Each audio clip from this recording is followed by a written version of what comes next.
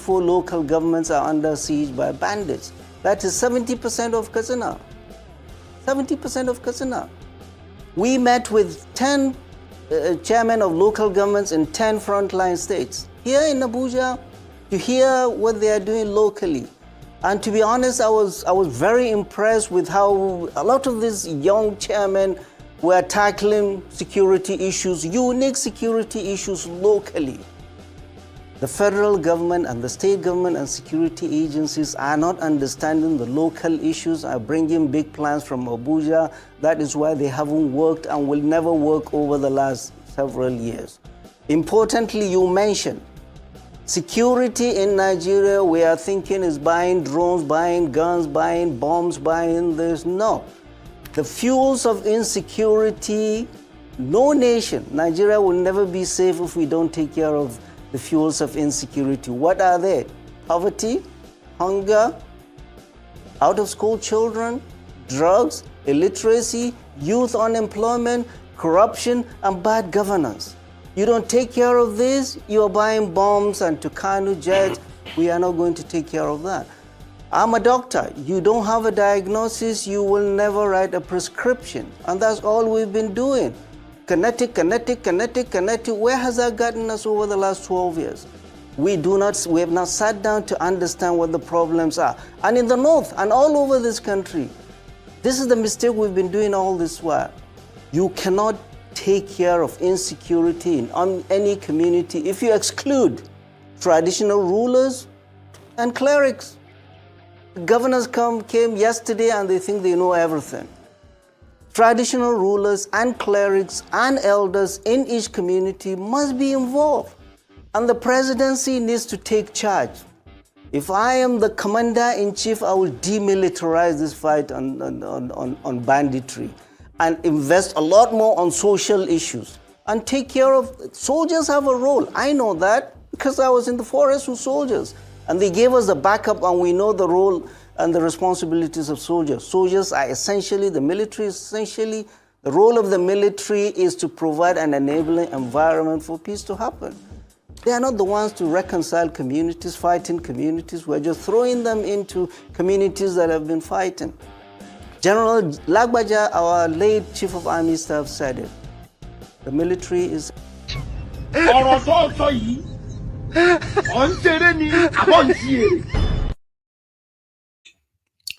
Now, I decided to play that clip just so you get to understand from his own mouth, is from that place, the atrocities of these terrorists on bike. Now, how do you resolve the terrorists, well-armed group of people, well-armed though, with military-grade weapons? They have explosive, they plant landmines, they have the capacity to take over military posts, military barracks. They've attacked where, Nigeria's armory. They have that capacity. They have shot at fighter jets. They've shot down fighter jets in Nigeria, in Niger State. So what do you offer such people?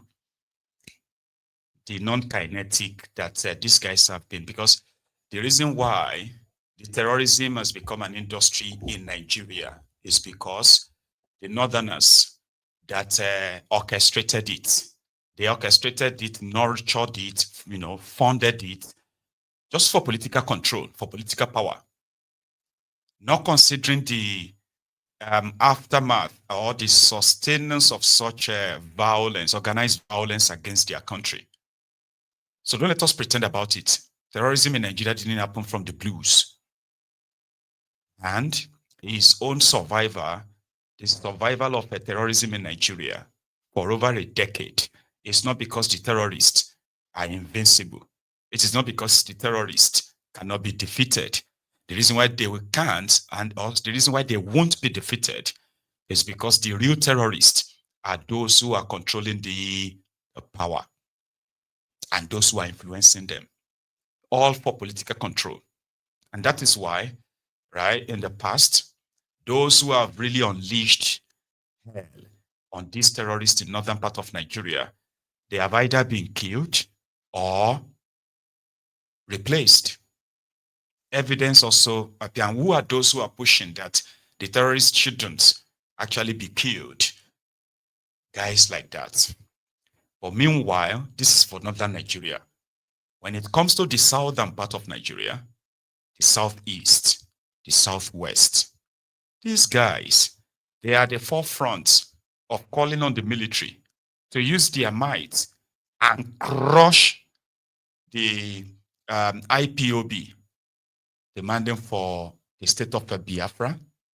They are asking the military, the government, to go after anything ESN, Eastern Security Network, which is in itself is literally your local security in the eastern part of Nigeria. When the political class knows that setting up such outfits would automatically put them in a political disadvantage, so they ignored it or glossed over it until Nnamdi Kanu put words to action. This guy, this particular guy, and then Sheikh Osama bin Gumi, who happened to be his own mentor too. They were co-travelers. But these guys traveled to Oyo State. He's saying they found a spot to make a video, right? And they were telling the history of how the Fulanis and the Yorubas and this and that at that spot. Therefore, they were calling on Buhari to kill Sunday Igboho. They were calling on Buhari to kill Nnamdi Kanu. Because according to them, right, the same way they are advocating for non-kinetic, another nonsense they are saying, right, in northern Nigeria, there are those who are carrying military-grade weapons on bikes, ransacking villages, slaughtering people, women, children, elderly, right, that the military shouldn't. But you see, in the southern part, southwest, where we had Sunday Igboho and his own team going after the Fulani terrorists in the forest that are doing similar thing that is happening in northern Nigeria. So these guys believes that for Igboho to be doing that is completely working against the interest of the northern Nigeria. Therefore, Buhari should do something. And they did do something. In the eastern part of Nigeria, because they believe that the ESN is set up to go after Fulani terrorists and their likes in their forest, right? They demanded for an end to the existence of such a group, and rather, they will support the idea of letting these terrorists use those weapons to guide our forest. Like terrorists do, for peace to reign. Why don't you just leave the forest for them so that they can be guiding it for you? What does that even mean? Guiding it from who? Who are they going to be guarding the forest from? Right? So now he's surprised that terrorists could be so bold to go to Katsina and kill people, worshippers in their mosque. And in that same breath, he is still advocating for non-kinetic this, non-kinetic that. Our security is local. It's only local to the northern Nigeria. Even the middle belt of Nigeria doesn't enjoy such, all politics is local. When the Fulanis are ransacking these states, their communities, killing them en masse. And the reason why government won't do anything per se, rather, they said they are using carrot and stick. So if you're using carrot and stick, means that you'll be whipping them. And then for those ones who didn't wait to be whipped, give them the carrot and whip. Whip means that at least there is meant to be the use of force coordinated enough that it is not just the one they are coordinating for media, what do you call it, propaganda.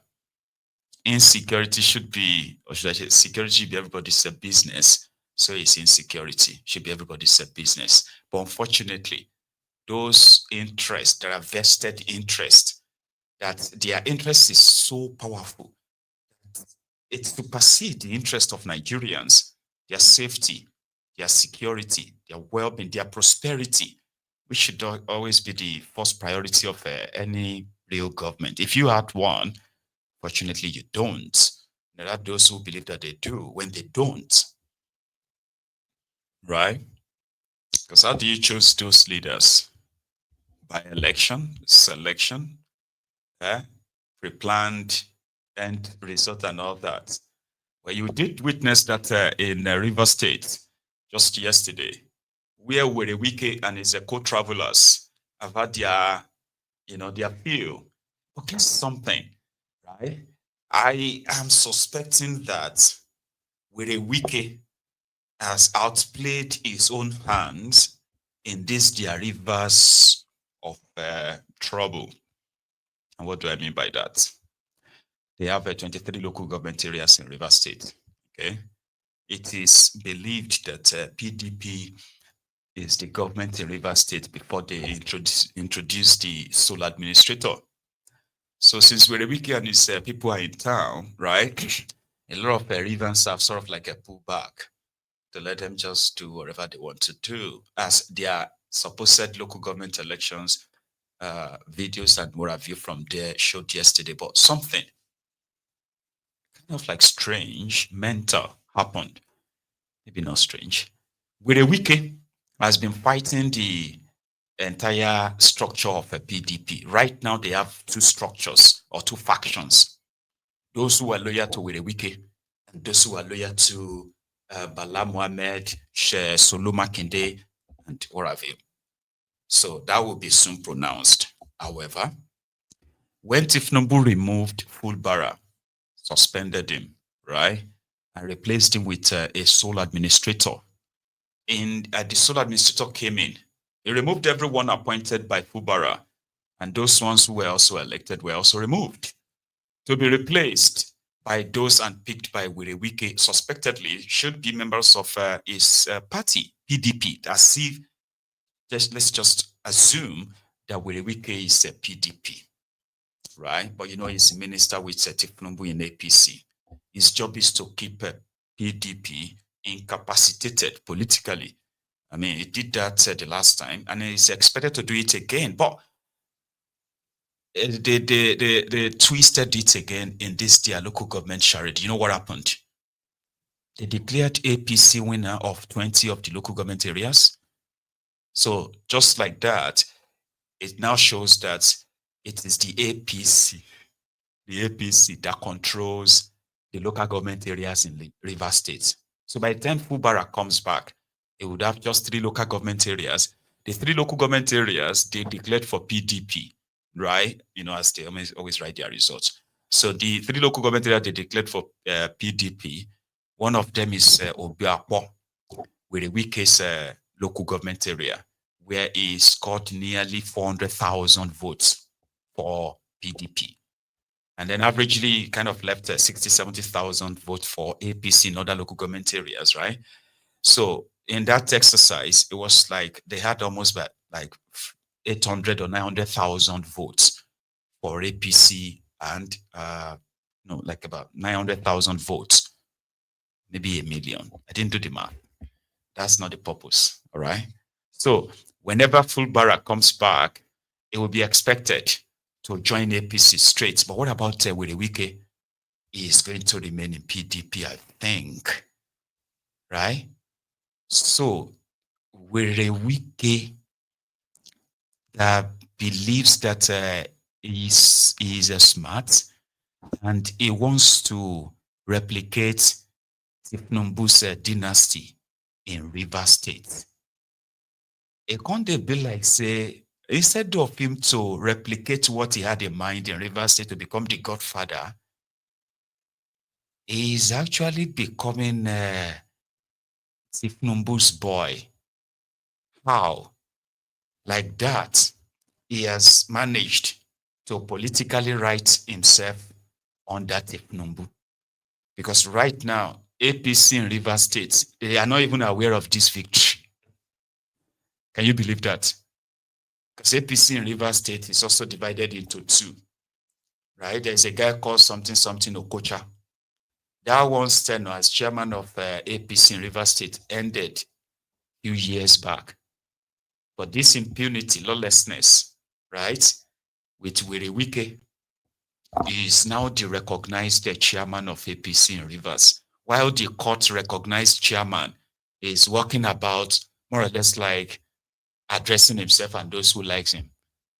But like in the space of governance, is not recognized. So these guys who are now the APC chairman in Rivers State, right? That simply means that the APC, either with the APC state or APC national, they don't even have any idea who they are or how they became chairman. APC Abuja address, they don't even know how APC won local government elections in Rivers State because they didn't campaign. They didn't do anything. It was just like when Fulbara sent his guys to go and come out from PRP or BRPP, and he remained the PDP. So the point here and now is that with this great handover to Tinubu, it is like a no going back for Wike. He has put all his eggs in one basket. If he should fall, hey, Omo, documentary go there of Wike's greatest fall politically. And I mean, I'm not in control of that. So it's more or less like he's just showing to us what he signed up for. The moment he handed his entire survivor, handed it over to Tinubu, because if Tinubu wakes up tomorrow and sack Wike, it's over. Do you get what I mean? His relevance is whatever it is right now is based on Tinubu covering for him. You know, that's immunity and all that. Let's go to Rivers. And on our way back, right? Oh, sorry, when we come back, and when we are done with the Rivers, we shall go and listen to this guy who said he was the one who introduced Deji to Obi. And there was never a time that Deji was offered any money. And in fact, there were even more. We'll get to that part. Here, Rivers and their election. I've been at their charade. I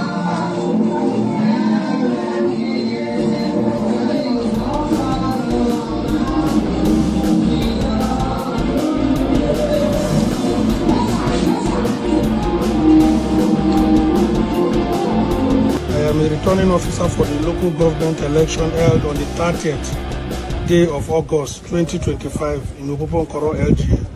The election was contested. The candidates received the following votes. Barrister James, a male, political party APC, scored 34,822 votes. No candidate for other parties, although they have votes. So far, this is the result. The declaration can only be done by the chairman. Thank you. All right. I am Obemiata Emmanuel Oriakono, the returning officer for Bonny local government area chairmanship election that held on the 30th August 2025 in Bonny local government. Collation was carried out at Ibanise, and the following results. Party A, 1 vote. Party AA, 32 votes. Party AAC, 11 votes. Party ADC, 32 votes. Party ADP, 3 votes. Party APC, 13,543 votes. Party APGA, 14 votes. Party APM, 1 vote. Party APP, 27 votes. Party BP, 0 votes. Party LP, 738 votes. Party NNPP, 5 votes. Party NRM, 319 votes, 319. Party PDP, 336 votes. Party PRP, 1 vote. Party SDP, for 7 votes, SDP 7 votes, YP 4 votes, YPP 132 votes, ZLP 2 votes. Thank you very much. Hereby certified as follows that